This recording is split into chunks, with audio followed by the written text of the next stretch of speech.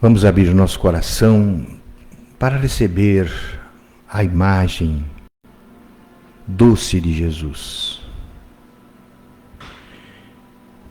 que entra nesse salão com a sua luz, com o seu abraço, para nos acariciar, nos acalmar,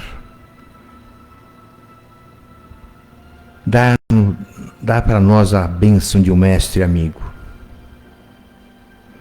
O mestre que nos deixou duas informações importantes para a nossa vida: amar e servir. E por isso, pela essa oportunidade bendita, vamos agradecer ao Mestre, para que a cada dia possamos cada vez mais praticarmos as lições que Ele nos deixou. Para que cada dia possamos saber que melhoramos o nosso futuro, a nossa passagem, passando por obstáculos com muita fé, com muito amor. Mestre amigo, mais uma vez, obrigado por essa oportunidade. Esteja conosco em todos os momentos, nos dando a sua retaguarda de amor e de caridade, de ensinamento que nos deixastes, discípulos que somos naquilo que deixaste, do caminho do nosso aperfeiçoamento. O aperfeiçoamento que buscamos todos os dias. Como dissestes e voltando a repetir, amando e servindo ao próximo e ao não próximo. Porque perante Deus somos todos irmãos nesta vida que temos aqui neste planeta. Por essa oportunidade bendita, te agradecemos, mestre amigo. Que abençoe a nossa palestrante desta manhã, que a mensagem caia fundo nos nossos corações, como todos os domingos de todos os dias. Que saímos aqui carregados mais uma vez do ensinamento puro da nossa doutrina, da doutrina que abraçamos, da doutrina que temos como caminho a seguir. Mestre amigo, obrigado. Fique conosco, hoje e sempre. E que assim seja. Meus amigos, bom dia. É sempre uma alegria podermos começar o nosso domingo assim, com uma reunião tão alegre quanto estas, estarmos juntos nesta casa que nos recebe, que nos acolhe sempre com tanto carinho, que nos permite compartilhar com vocês os estudos a respeito do Evangelho de Jesus. E nós não podemos começar nossa fala hoje sem nos lembrarmos do nosso querido Seu Miguel e da Dona Terezinha.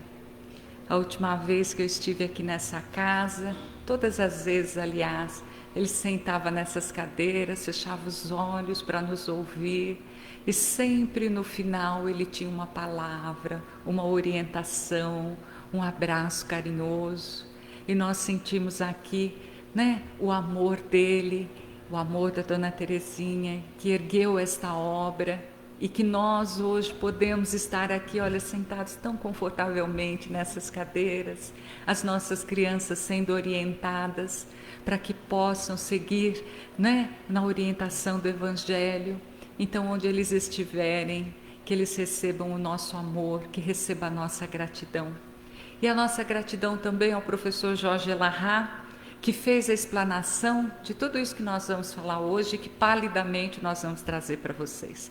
Quando nós ouvimos essa mensagem de Jorge Elahá, tocou tanto os nossos corações, que nós resolvemos trazer e compartilhar com vocês. Então, que os nossos corações hoje possam ser assim, aquele campo com aquela terra fértil, que possa receber estas sementes e que nós possamos sair daqui com mais esperança, com a certeza de que o Cristo caminha conosco e que nós caminhamos com eles.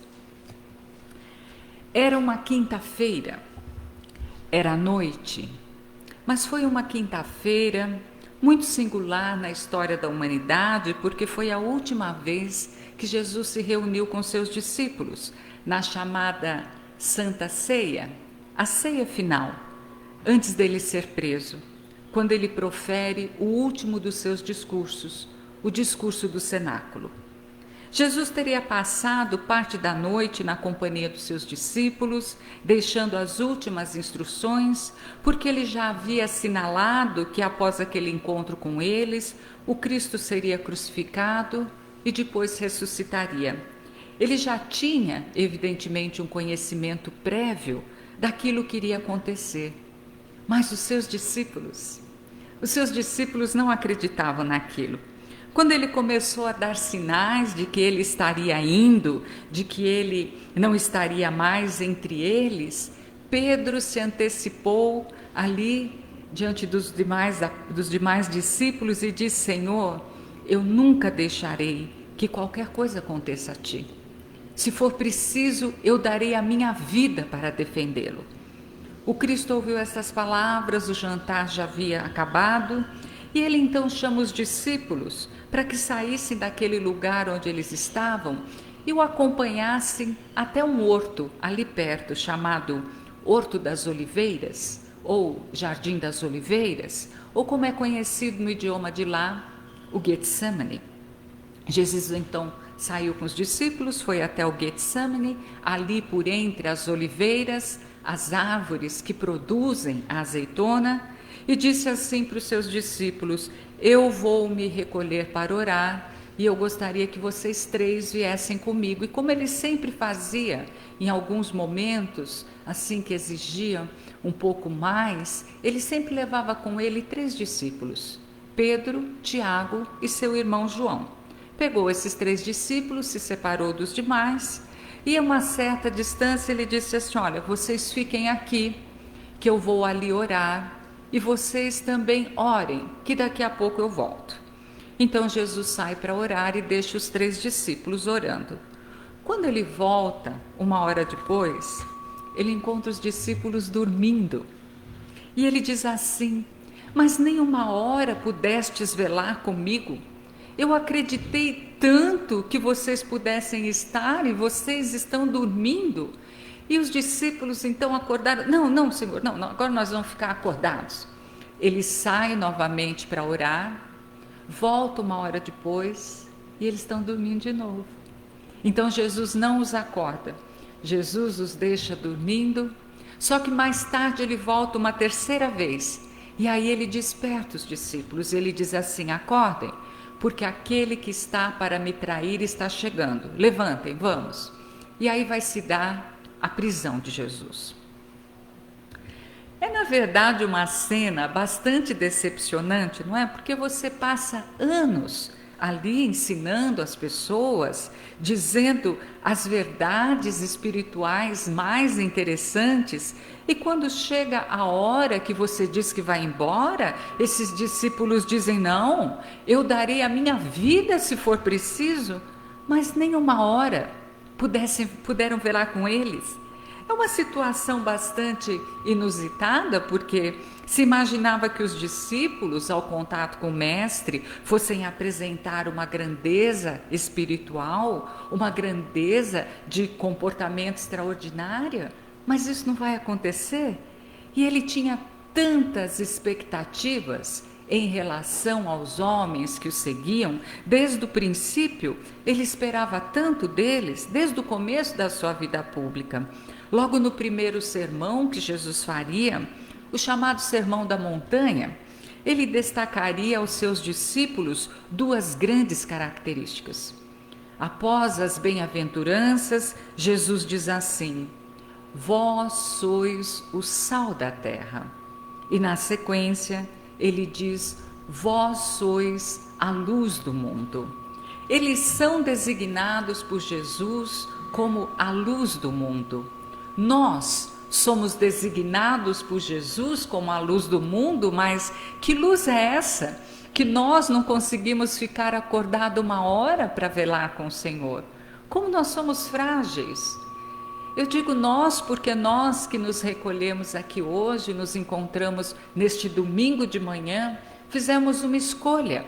Estar aqui na casa do Cristo, estudar o Evangelho para a gente poder se fortalecer nessa mensagem. Então nós somos os discípulos de Jesus. E quando a gente ouve essa passagem, a gente pensa assim: ah, não, mas se eu estivesse lá, eu ia ficar acordado, eu não ia dormir. Mas nós estamos com o Cristo há mais de 2000 anos nesta caminhada e nós dormimos. Toda vez que nós temos uma oportunidade de praticar o bem, a gente dorme. A gente dorme quando tem alguém na faixa de pedestre para passar e a gente não para. A gente dorme quando tem alguém ali correndo pelo trânsito e a gente não deixa a pessoa passar na frente da gente.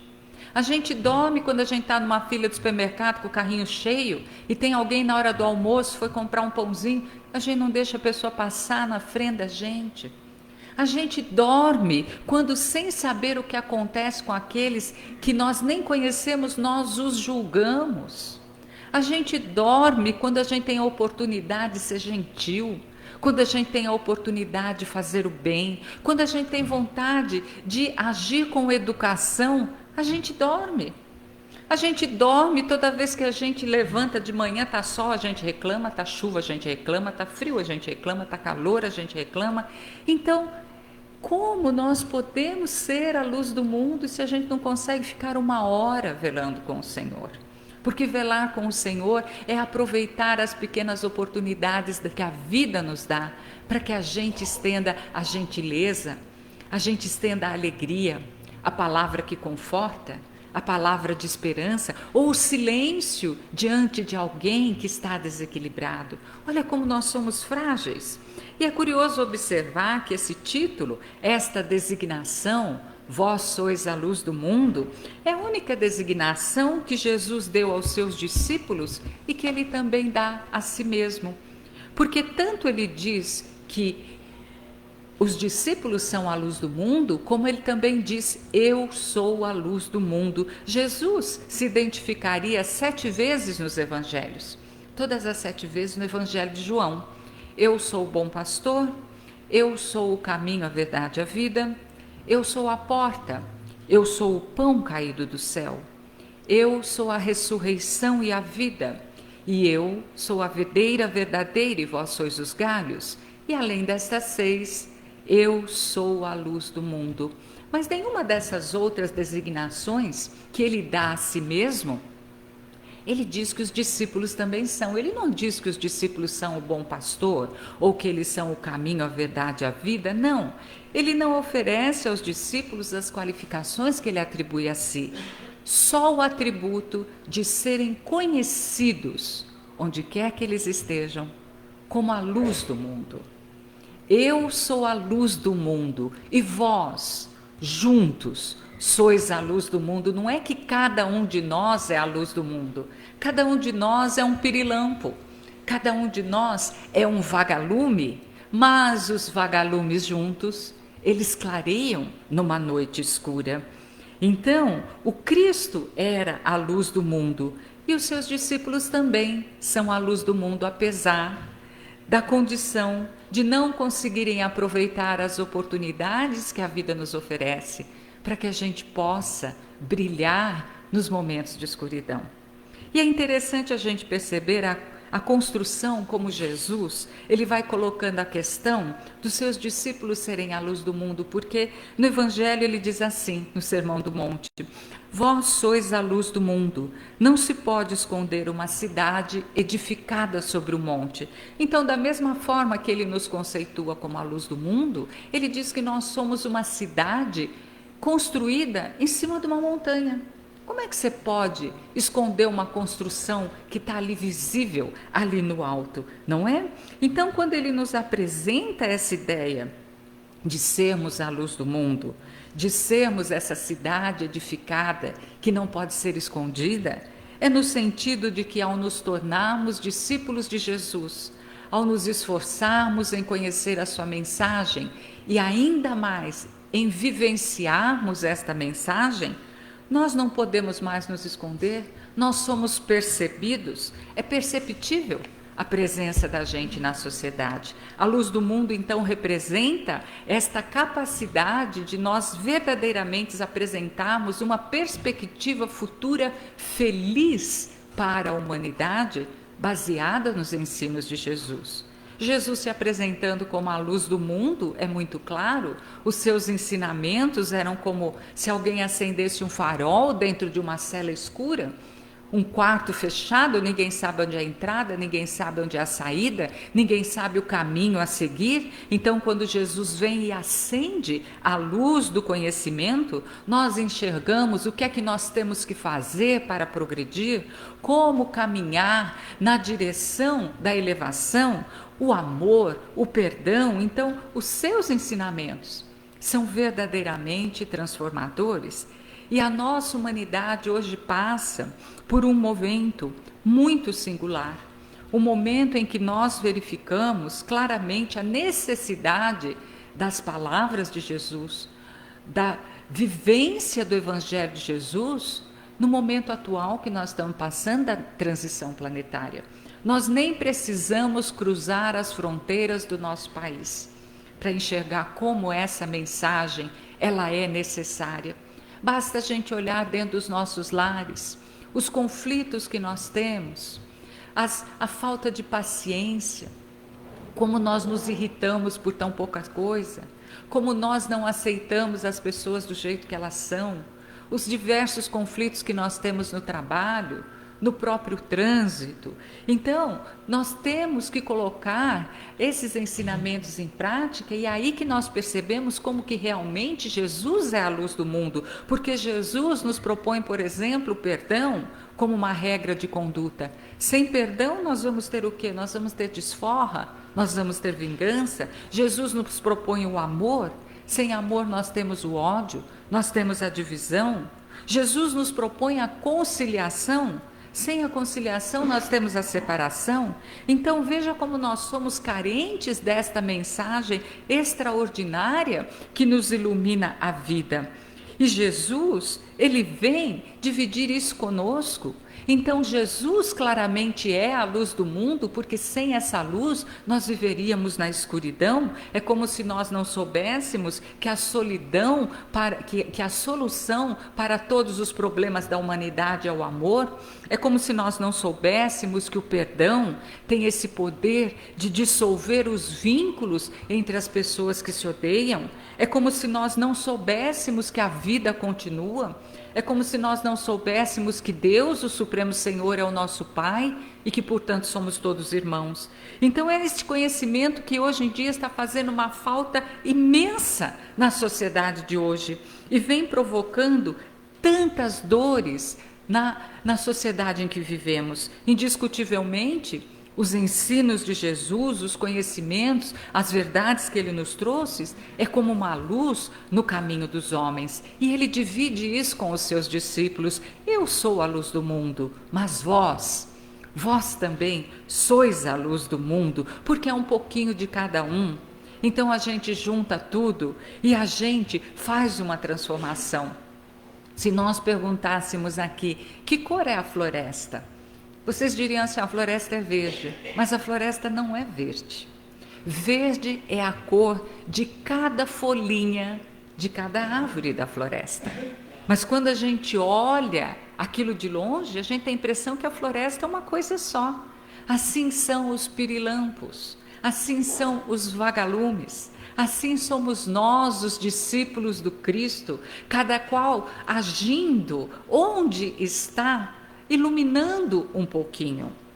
Então, quem está iluminado por esta luz não consegue mais se esconder, Não se pode esconder uma cidade edificada sobre um monte, dizia Jesus. E na sequência do texto, do Sermão do Monte, ele diz assim: nem se pode esconder uma candeia debaixo do alqueire.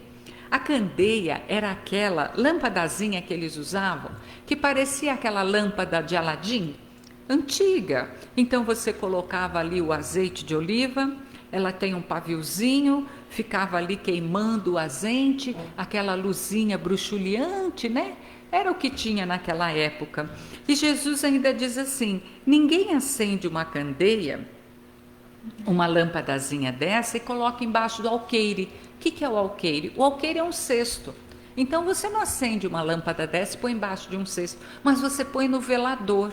O velador, para aqueles de nós que somos mais antigos, né, era aquela madeirazinha que ficava assim no alto, na casa. Quando começou a usar querosene, ficava até escuro. Então era ali que colocava a candeia, no velador. Por quê? Porque colocava em cima para que pudesse iluminar a todos que estavam na sala. Então, quando se acende uma candeia, a gente coloca no velador, num lugar alto, né? Para que pudesse iluminar a todos. Então, quando nós alcançamos a capacidade de entender o pensamento de Jesus, e quando nós nos propomos a vivenciar estes ensinamentos nas mínimas coisas do nosso dia a dia, nós somos como uma cidade edificada sobre o monte, ou nós somos como uma candeia colocada em cima do alqueire, em cima do velador, não é? Para que todos tenham luz. Se a gente ainda não acendeu, se ninguém não nos percebe, é porque a gente precisa fazer um pouquinho mais de trabalho. Porque quando a gente acende, as pessoas percebem que nós somos diferentes. E por que as pessoas vão perceber?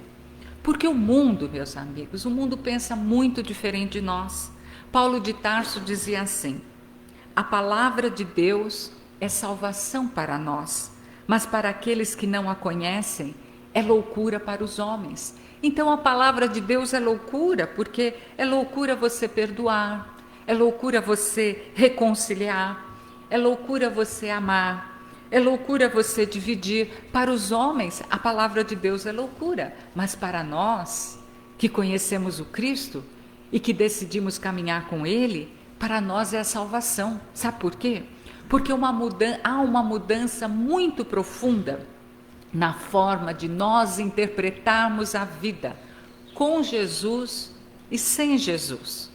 Não é que nós vamos ser piegas, que nós vamos ficar andando vestido de saco, rezando pelos cantos, não é nada disso. Mas é a postura que se toma diante da vida. É a maneira como nós nos relacionamos com as outras pessoas, é a maneira como a gente se relaciona no trabalho onde nós estamos, é a maneira como nós lidamos nos momentos de conflitos, é a gentileza que nós temos no trato com as pessoas, é a educação onde nós estamos. Então é isso que vai nos identificar, que vai dizer que nós verdadeiramente já nos identificamos como a luz do mundo, porque nós não guardamos apenas os ensinamentos do Cristo numa biblioteca particular na nossa cabeça, nós nos esforçamos para poder colocar aquilo em prática no dia a dia, e principalmente nesse momento tão grave que nós estamos passando, um momento de tantos conflitos, onde as criaturas estão com medo, é que nós precisamos lembrar que esta casa planetária, ela tem dono, que a pátria do Evangelho, Jesus plasmou o Cruzeiro do Sul na forma de estrelas, que é para a gente olhar e saber que aqui tem dono. A gente, quando ouve essas notícias, essas coisas acontecendo a respeito das guerras e tudo mais, Jesus já colocou isso no sermão profético: ouvireis guerras e rumores de guerra, está tudo lá. Então, às vezes a gente fala assim: meu Deus, esquecer da gente.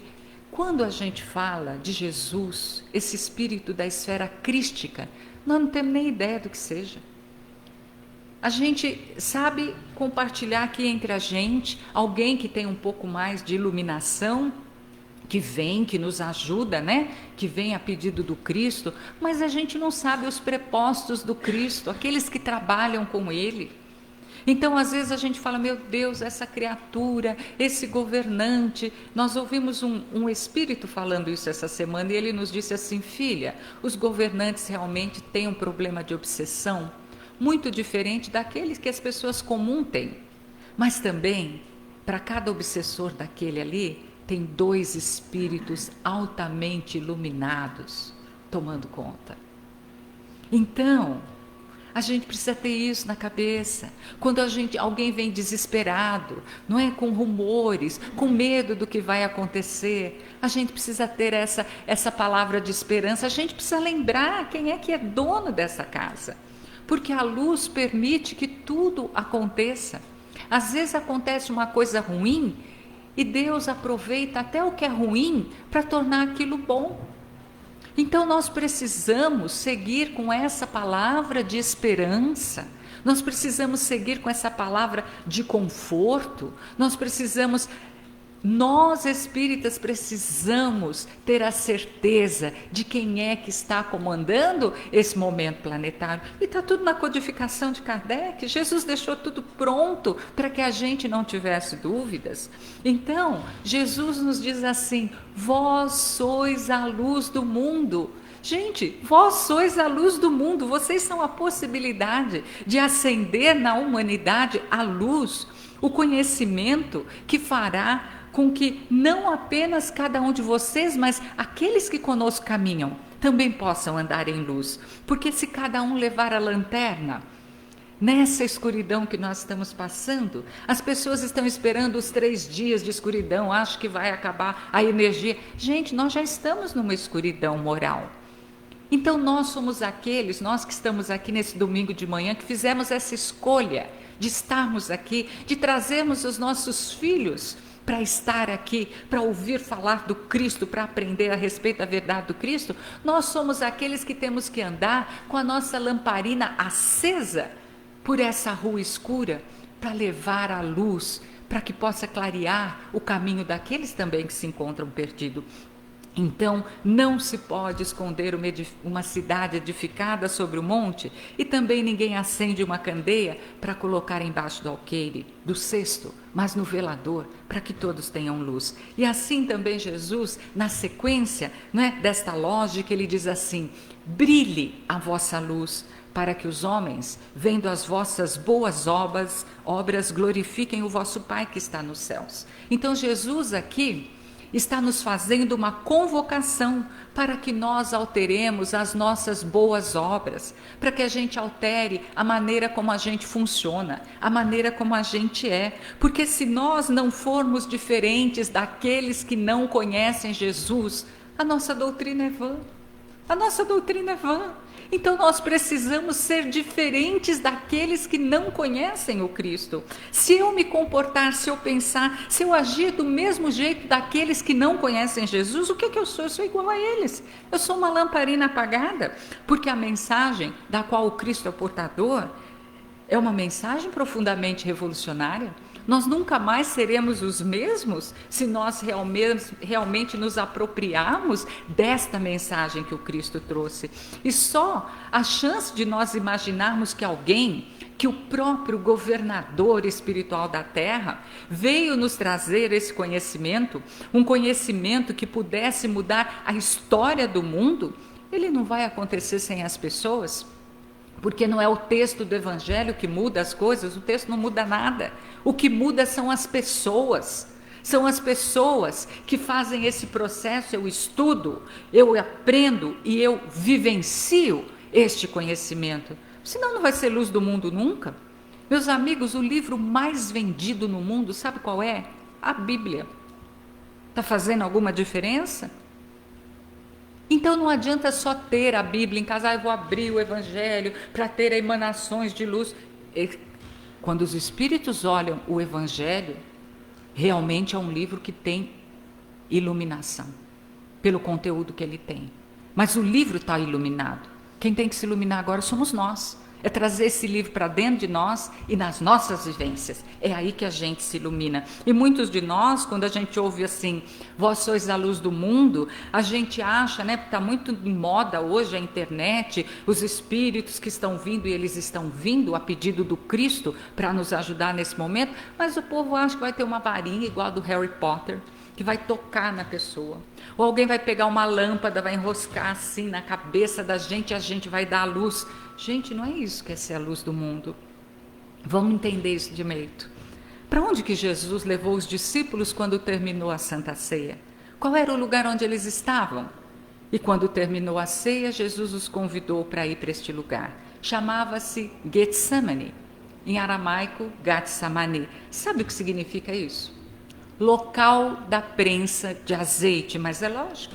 Ali tinham as oliveiras, as árvores que dão azeitona, então ali era o local onde as azeitonas eram prensadas para dar o azeite. É claro que você tem que deixar a azeitona numa salmoura, para quem não sabe, a azeitona ela é amarga demais, então você põe ela nos tonéis com água, põe ali um monte de coisa, uma salmoura, vai trocando aquela água para poder a água ficar amarga, a azeitona deixar o amargor, e porque se não fosse fazer o azeite diretamente quando colhe a azeitona, o azeite seria intragável, não é?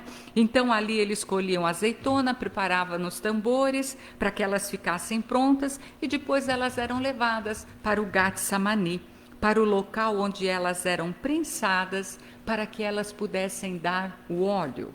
Então vamos lá. Qual é o processo pelo qual a azeitona passa para que ela vai dar o óleo que efetivamente vai dar a luz? Lembra da lamparina? Tinha que colocar o azeite ali, o paviozinho, aí você acende e ele dá a luz. Então, qual é o processo que a azeitona passa para ela dar o azeite que vai dar a luz? Elas são todas esmagadas. Não existe a possibilidade de você dar a luz se você não for esmagado, macerado, triturado pela prensa de azeite. Então, quando Cristo chama os seus discípulos ao final daquela noite e os leva para a prensa de azeite, o local onde o fruto se tornaria evidentemente luz, estava a lição para os homens do que nós precisamos passar para que de nós saia a luz. Muitos de nós ainda somos como aquela azeitona amarga, que ainda não se permitiu ser tratada, para depois conseguir dar à luz. Somos aquela azeitona imprestável que, se alguém morder, lança fora pelo amargor que ela tem. Então nós precisamos de um tempo de maturação, de posse do conhecimento da mensagem do Evangelho, para que a gente vá deixando o amargor pouco a pouco, a gente vai deixando o amargor do lado de fora. As águas, como nós dissemos, de tratamento das azeitonas, elas são trocadas sistematicamente para que a água fique amarga, então é lançada fora e a nova água é colocada. As azeitonas retornam aos tambores e elas ficam ali até passar o amargor. É o processo de formação do discípulo, é o exercício que a gente tem que passar para deixar o amargor, para que a gente abandone esse aspecto difícil, doloroso, arredio que nós possuímos de dizer, comigo é assim, bateu, levou. Eu não levo desaforo para casa, eu já devolvo logo na hora. E muitas pessoas são capazes de ler o Evangelho e dizem assim, mas isso aí não é para mim. Perdoar? Não, eu não dou conta, perdoar como? O meu santo não bate com o dele. E vai dar conta quando, criatura?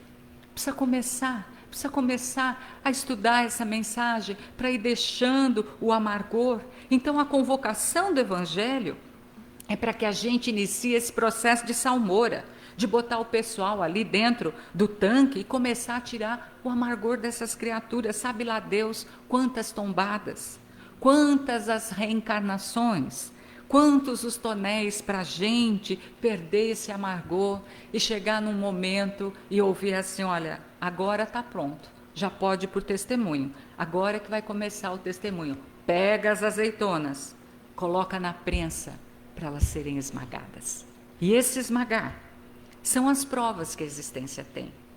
Um lar difícil, onde a gente precisa de muita paciência para conviver com as criaturas, ou um corpo com determinadas características, com determinados defeitos, que não é aquele corpo que eu gostaria de ter, ou as dificuldades de várias ordens que nós enfrentamos na nossa sociedade, uma sociedade que nos rejeita, que não nos insere, que nos exclui, ou ainda os amargos problemas das dificuldades financeiras, ou das pessoas, que nós temos tantos sonhos, gostaríamos de realizar tantas coisas e as oportunidades não aparecem, ou a solidão, que muitas vezes nos pega no meio do caminho, ou a ingratidão daqueles que nós ajudamos, ou a traição daqueles que nós confiamos, e a gente vai vivendo a existência, e sem o conhecimento de Jesus, a gente diz, maldito este corpo que eu tenho, que tem essas características, que tem essas limitações, ou se não a família que a gente tem, e a gente pensa, não, mas eu sou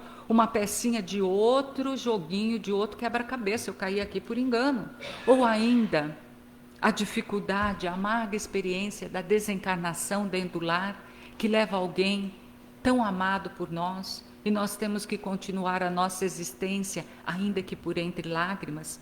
Todas essas dores, elas encontram na mensagem de Jesus um lenitivo extraordinário, para que a gente consiga se retemperar, porque são tantos os dramas que acontecem, são tantos problemas, às vezes a gente acha que a gente está naquela praia calma e vem uma onda que a gente não vê de onde e pega a gente e a gente diz assim, mas meu Deus, qual é o sentido de tudo isso? Por que eu tenho que passar por essas coisas?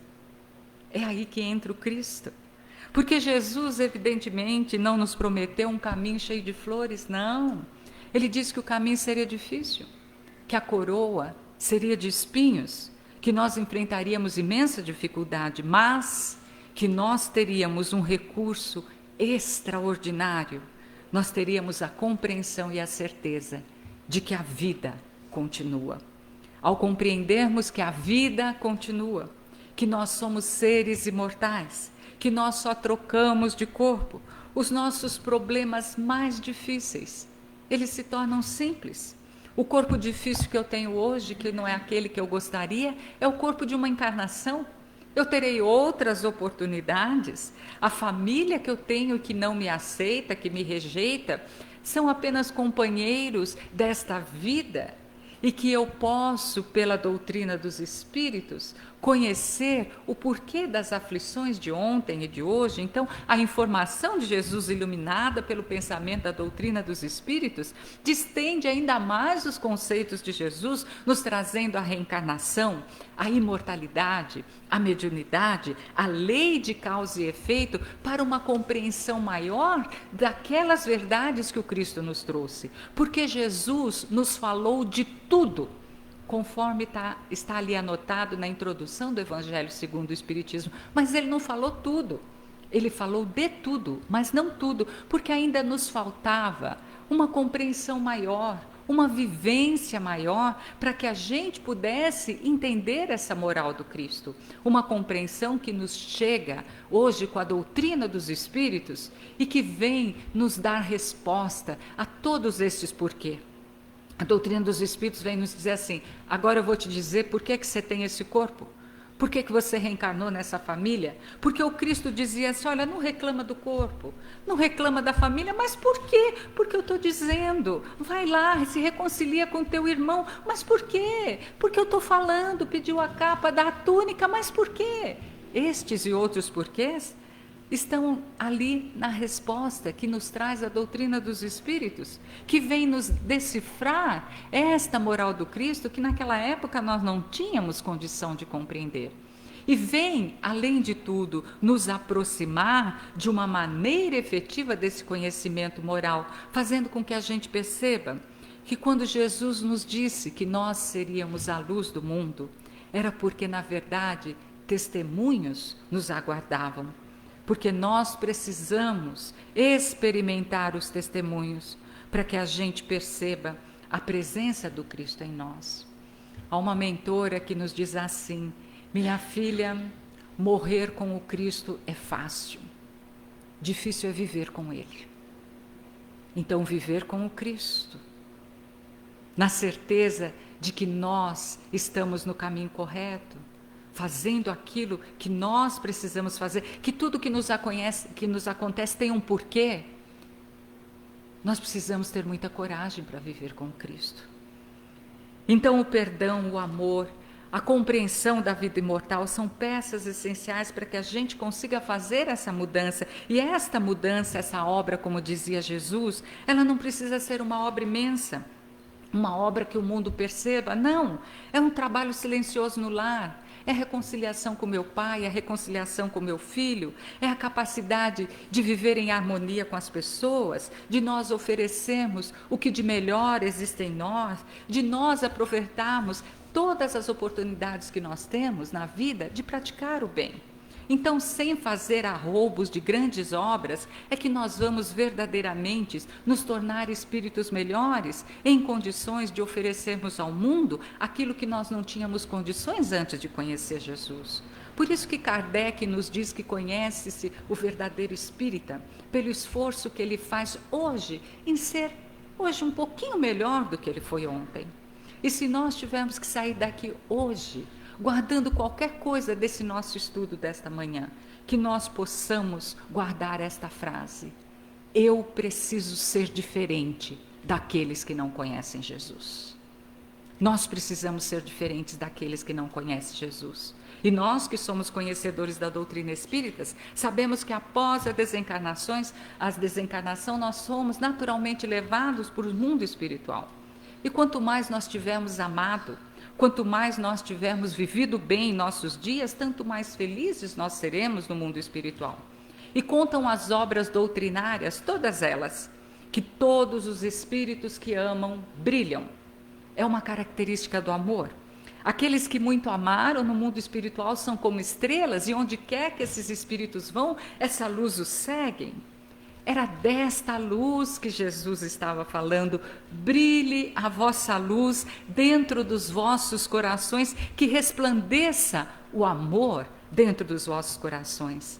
Aceitemos os martírios, os esmagamentos, as renúncias e os sacrifícios que a vida nos pede em favor do amor, para que desse esmagamento nasça o óleo, o azeite, que vai ser utilizado nas nossas lamparinas, para que elas sejam colocadas no velador, para que possa iluminar não só a nós, mas todos que caminham conosco.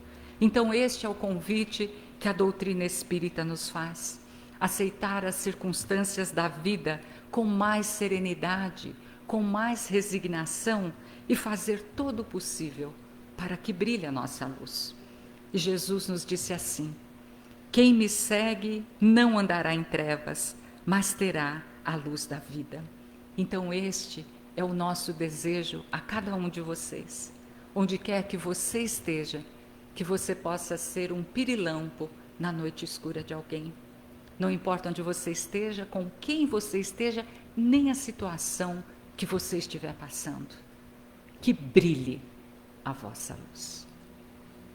Com isso nós terminamos o nosso estudo desta manhã, e nós vamos agradecer a Jesus por ter sido este farol, por ser este farol que ilumina os nossos passos, que nos fortalece neste momento difícil por que passa a humanidade, e que nos ajude a não nos contaminar com o desespero, com o medo, mas que onde quer que nós estejamos, fortalecidos pela lição do Evangelho, nós saibamos quem está no comando de tudo. E por esta certeza de que o Cristo caminha conosco, onde quer que estejamos, sejamos um pirilampo na noite escura de alguém. Muito obrigada, Jesus. Muito obrigada a esta casa que nos dá a oportunidade deste estudo desta manhã. Que Jesus nos abençoe. Que assim seja.